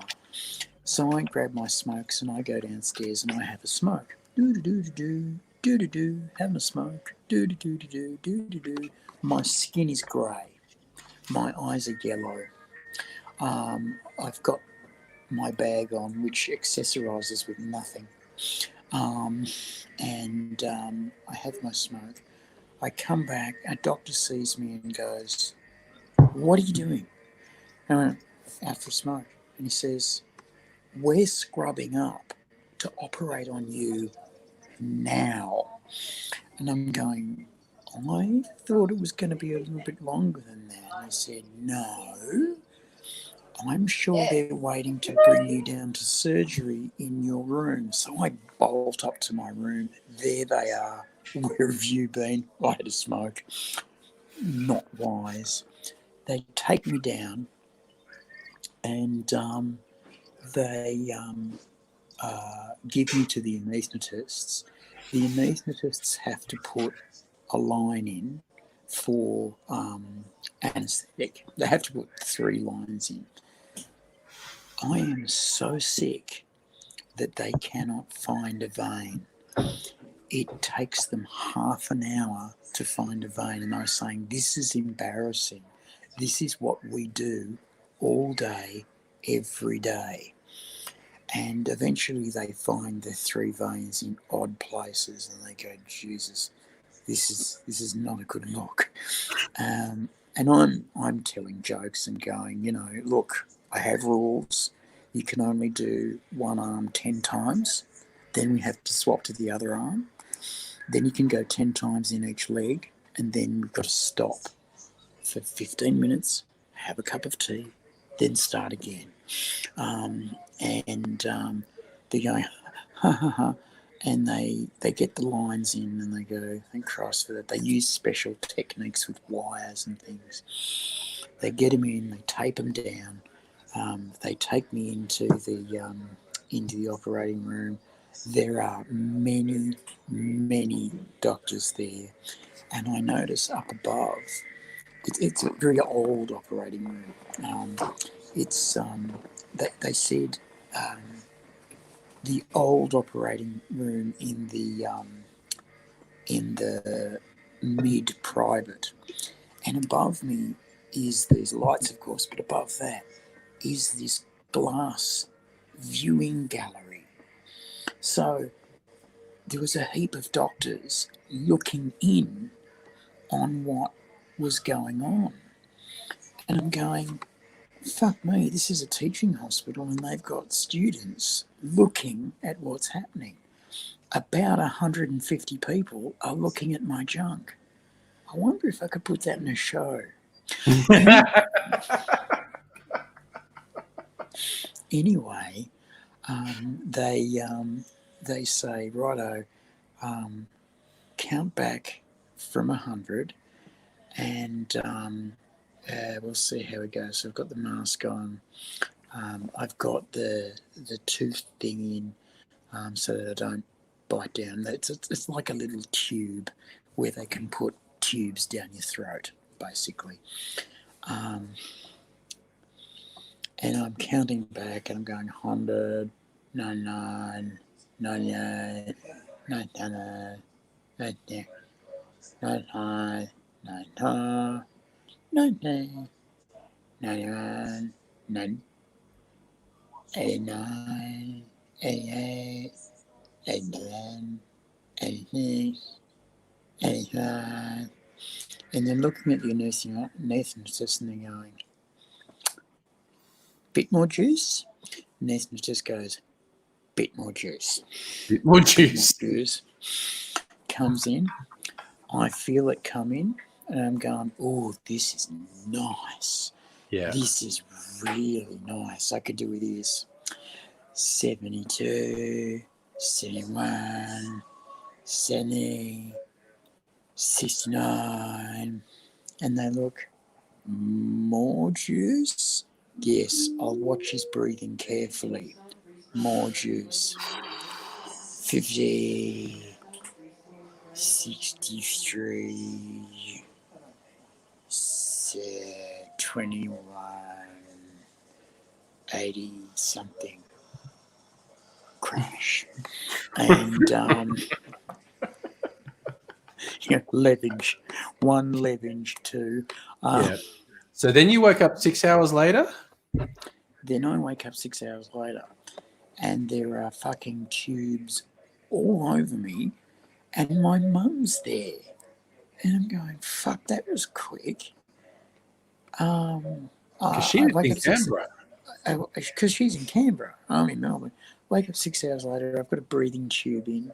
They go breathe in, breathe out, and out comes the tube. And I go, okay, I'm really thirsty. And they go, yeah, no water for you because you might have to have surgery again soon. This becomes important. And then they say, we're going to give you a little bit more painkiller. Whack. And they say, now see this green button? It's connected to this machine. This machine is a patient-controlled anesthesia. Remember those words, for they are words written by God. And every time you hit it, a measured dose of morphine mixed with diamorphine, my favourite mix, is going to hit your system. And I get taken up to the waiting room, little green button goes green, click. Every time the little green button goes on for green, it's like click, and you get some more. And there's my mum waiting for me. And I'm thinking, fuck, that was quick. 6 hours. Jesus, she must have fucking booked and gone on a plane. That would have been expensive.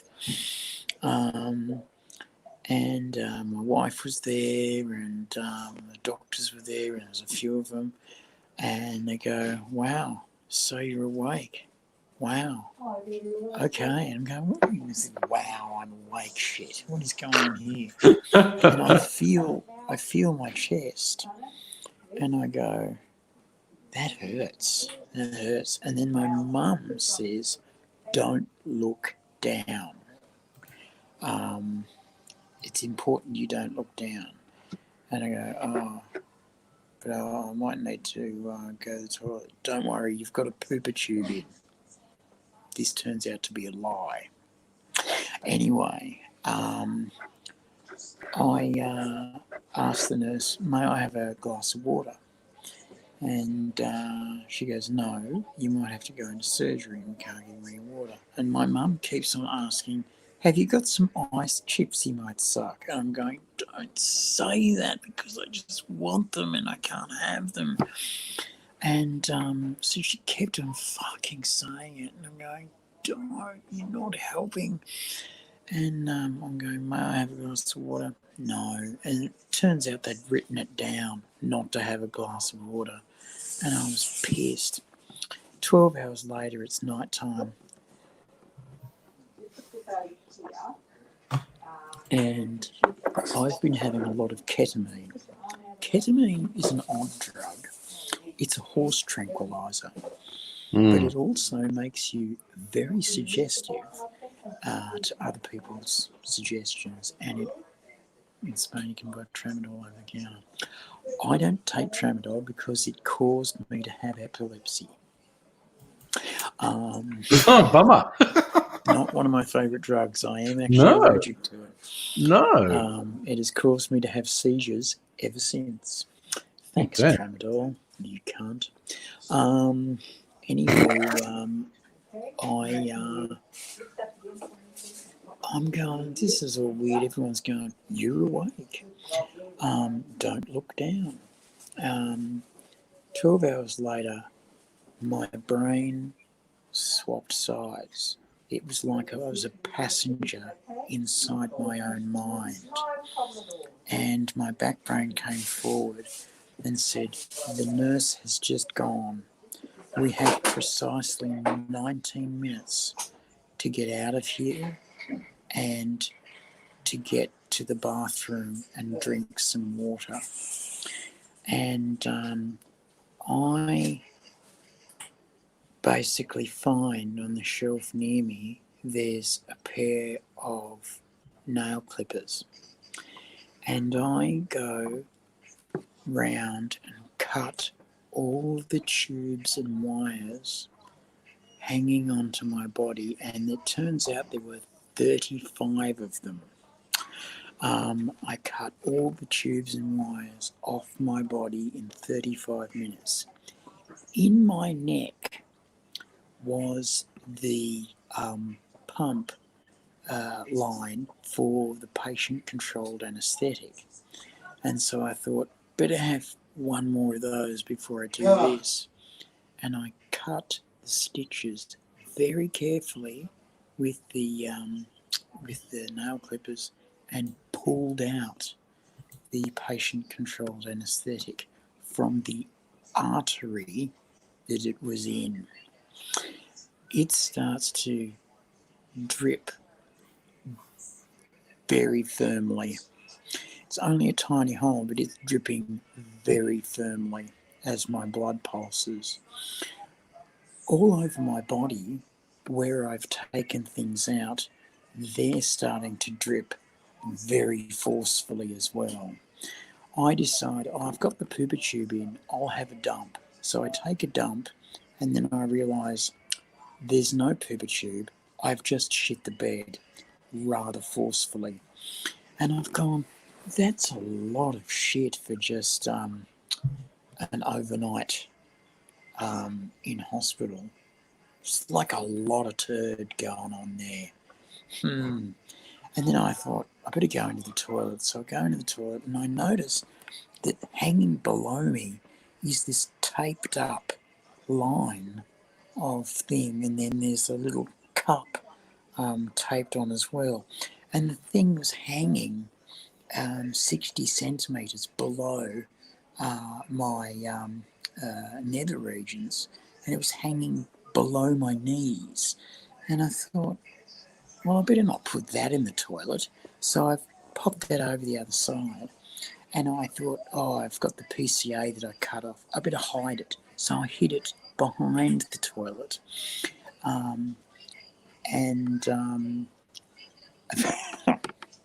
Essentially, I've had this crap, and then I drank about 1.5 litres of water and felt fucking great. I thought, righto, I've had another dump, and it was huge. I mean, it was really huge. And I'm going, that's really odd. I've cleaned myself up, and then I go and wash my hands thoroughly because I'm, a cleanliness person. And then I go, righto, well, clearly it's smoko. So I wander out of the ward, doodle-doo-doo-doo-doo-doo, doodle-doo-doo-doo-doo, then go back and get my stick, doodle-doo-doo-doo-doo-doo, and wander around. And I don't have my bag on anymore because I've cut that off. It was a good idea at the time. And there's blood trailing behind me, and it's dripping off the little bag thing that's under me quite firmly. And I look behind me and I go, well, that's a mop job. And I'm going doodle-doo-doo-doo, and I see people and I go, hey, how you doing? Now, the thing you've got to understand is my first instinct in any situation is to escape. That is where, when I'm in autopilot, that's what I do. I escape. And I thought, if I go outside around the front of the hospital, I'll find a smoker and I'll bum a cigarette, and I'll have one then. and I didn't know why I wanted one so badly. Anyway, and a nurse from the other ward over the other side said, "Something's really wrong here.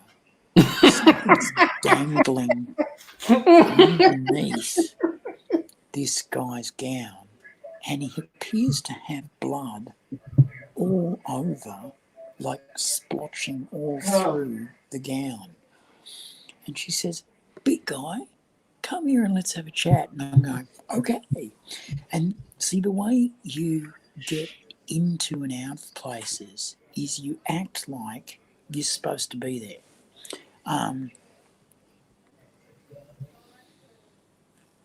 Anything you do wrong is the thing you're supposed to be doing.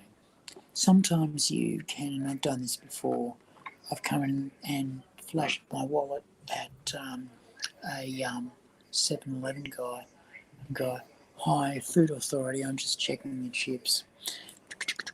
And you go through all the chips. "Oh, no. This one's short dated," and you put it in your satchel. "Oh no, this one's short dated as well. This one's short dated.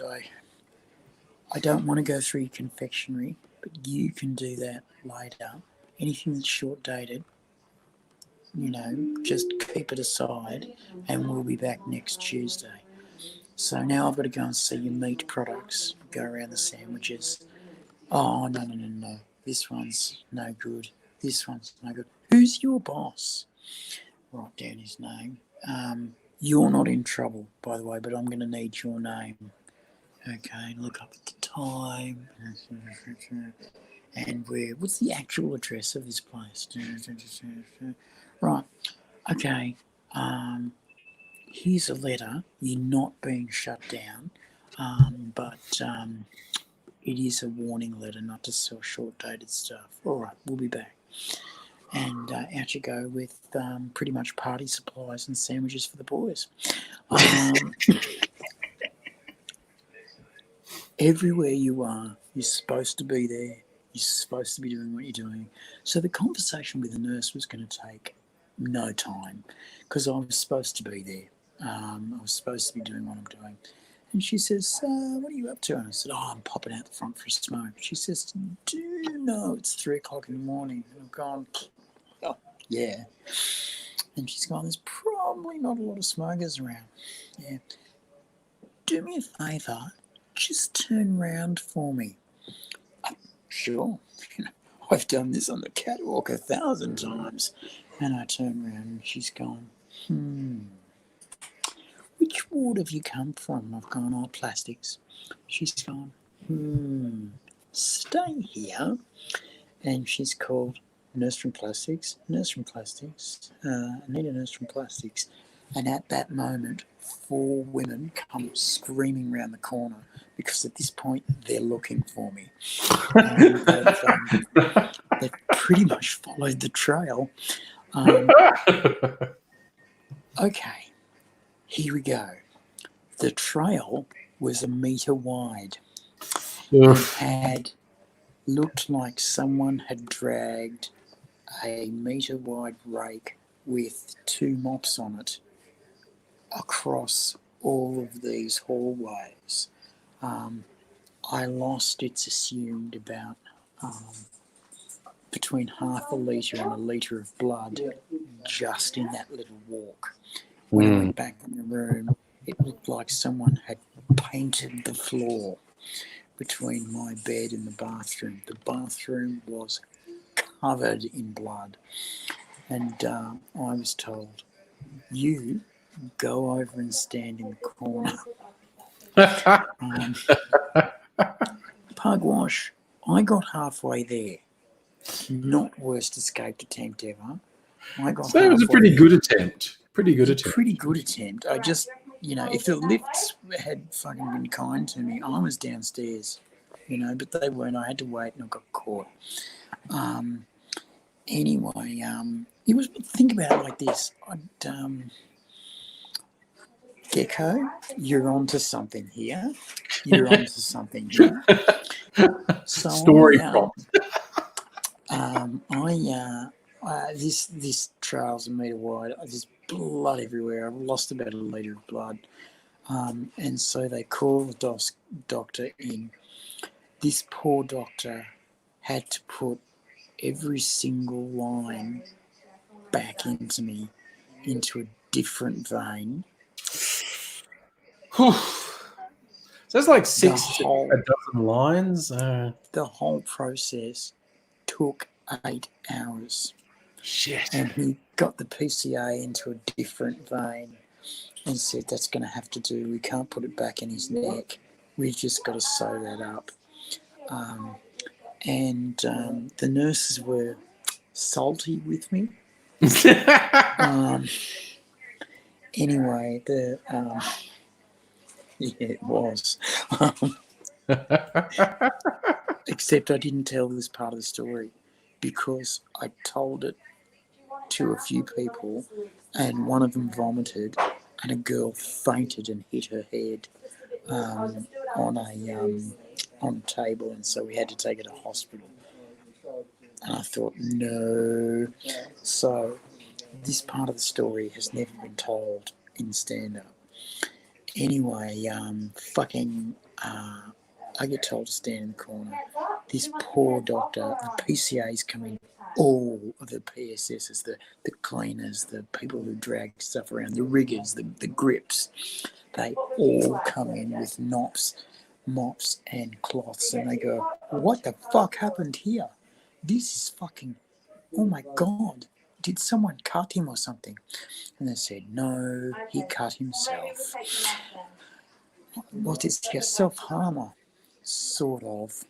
And so they clean everything up. They move the shit bed out of the room because it's going to require better cleaning. They move me into the shower room and they start washing me down because they don't know where the wounds are because I've got literally blood all over me. I am Carrie at this point. Okay? You've got to understand that I'm really not well.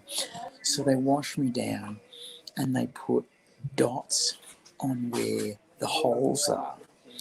And then when they take me back out into the bed, they put me on another bed which is clean. They clean up my bum because I didn't. They clean up my dick because it needed it. And the funny little string thing that was coming out the bottom of me, they very carefully cleaned that up. Very carefully. And then they go, do we stuff it back in or do we leave it where it is? And the head nurse goes, we leave it and let the doctors deal with that. That's far beyond our pay grade. We just put absorbers under it every 20 minutes and we see how it goes. I'm going to tell you now, ladies and gentlemen, that hanging bag was my testicles on their epididymis at full stretch. They were hanging below my knees and they were waiting for the next surgery, which was to put them in pockets in my legs to save them. Having them swinging around like that in their protective tape was not ideal. Also, the infection had spread to my leg and they had to keep on cutting more and more of my leg muscle out in order to get the infection. And then they cut out something that looked like a very large rump steak out of my leg and then covered it with a special contact plastic. The contact plastic ruptured when I moved and it was pissing blood out of me. They had to put extra packing tape around my leg in order to stop me bleeding out. And then they looked at my neck. They did a lot of concentrative looking around my neck. And they said, Jesus Christ, that's a miracle. Fuck me, that's a miracle. And this poor doctor, he's on the back end of his shift and he's finally sewing in my PCA and he's nodding off to sleep as he's doing it. Right. I find out later that the 8 hours he spent working on me took his shift to 48 hours straight. And he was just working on me. And he did it. He did every line, every wire, every tube, everything went back to where it was supposed to go. Not in the places that it had started. He had to find new places to put everything and take out all the old garbage.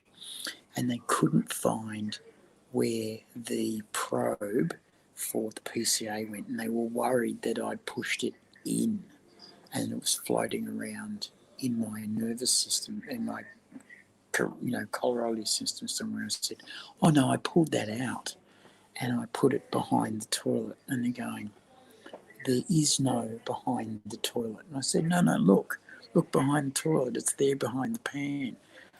And then they looked and they discovered that there was a little gap between the wall and the cover. And then they discovered again that you could lift this flap up to clean it. And there it was, sitting behind the pan where I said it was. And they've got it and gone, ah. Then they rang up my wife and my mother and they said, are we allowed to section him and tie him up? And my Strap him mum and wife said, fuck yes, feel free to tie him up. And then Mum and my wife turned up and said, what the fuck happened? And they said, well, he was on enough ketamine to put down a horse, but he seems to have woken up, used a pair of nail clippers to cut himself out and have a drink of water, soiling himself on the way and causing much blood loss. And my mum said, fuck me dead. Everybody knows that Adrian's a drug pig. You should have been on the ball for this. He will be awake through anything. Come on, guys. What were you thinking? You kept him alive for a week and a half while he was in intensive care. And I go, bling. And now you nearly lost him while he was wandering around looking for a smoke. Lift your fucking game. Keep him tied up. And then they left. And I was going, that was harsh. So I was soft cuffed to my bed and I was in my own personal room, by the way, no longer. I was in the observation room from then on. I was soft cuffed to the bed for fucking 7 days. Anything I needed to have happened, they did for me. If I wanted to eat, they fed me. If I wanted to shit, they put a pan under me. If I wanted to have a piss, well, there was a bag, so it didn't matter. And eventually I met the surgeons and they said, so you had an adventure? And I said, yes. Look, it's socially awkward for me right now. I'm not really in a position to shake your hand. And the story was this. They expected a 6-hour operation, which is long.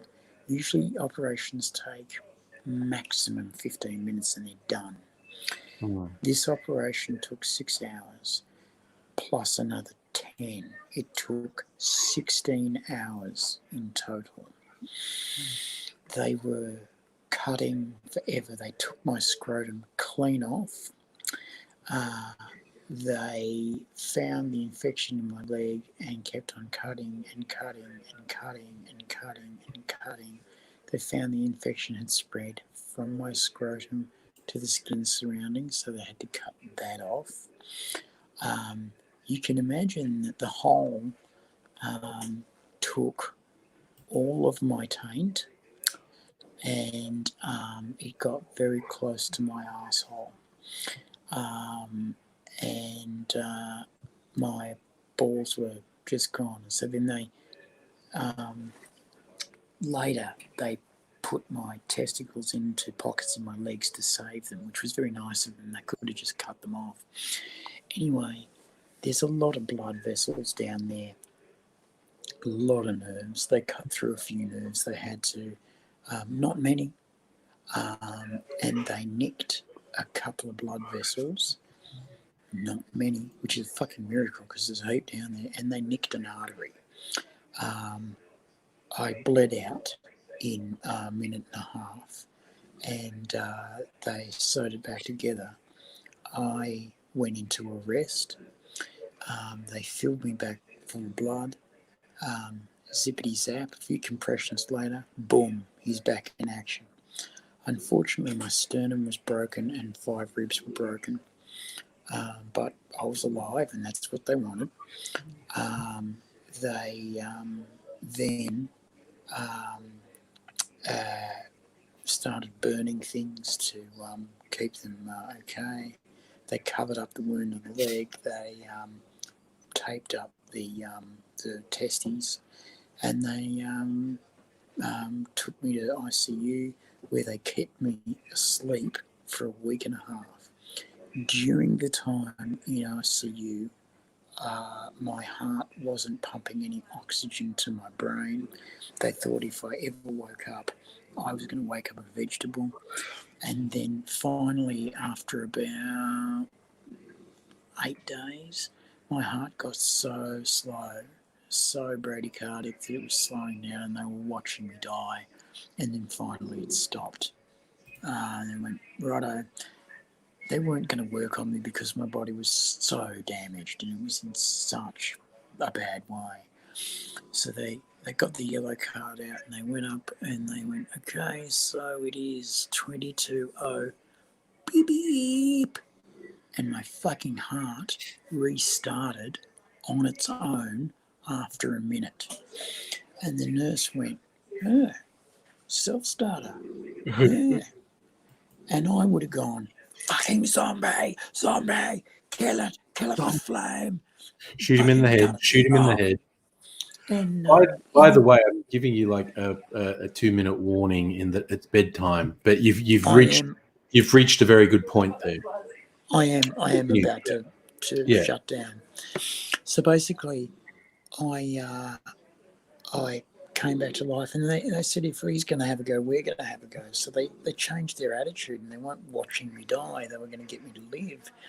And they got my septic blood, and they put 80 litres of fresh blood into me to get rid of the septicemia.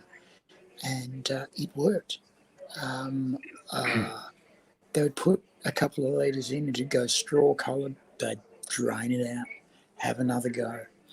And a litre of blood costs $1,000. These days it costs $2,500, but back then it was $1,000. So they put $80,000 worth of blood through me in about, it was about 48 hours. And every time you donate blood, the checking that has to go on, and the administration that has to go on, and the storage and the logistics is just incredible. That's why it costs so much, and it's donated for free. Please donate blood.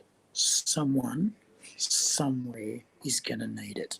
I promise you, no one is going to begrudge you giving blood. Anyway, I was very thankful for that. And I, fuck me dead, survived. All the doctors told my family, prepare his funeral on the night that they did the emergency surgery. He's got a less than 2% chance to live. And there's another story there, but I won't go into it. I lived, and you did. I lived through the fucking the coma, and then I lived through the wake up, which was dangerous. I couldn't see any friends for a month because they thought I was going to die. Yeah. And in the first day of me going through all that, I decided to try and destroy myself to have a cigarette. Yeah. Nice work, dickhead. The ketamine is a weird thing because I was sitting in the back of my brain going, guys, should we be doing this? Should we be doing this? And my brain turned around and said, you've had 12 hours and now it's our turn and we're getting a drink.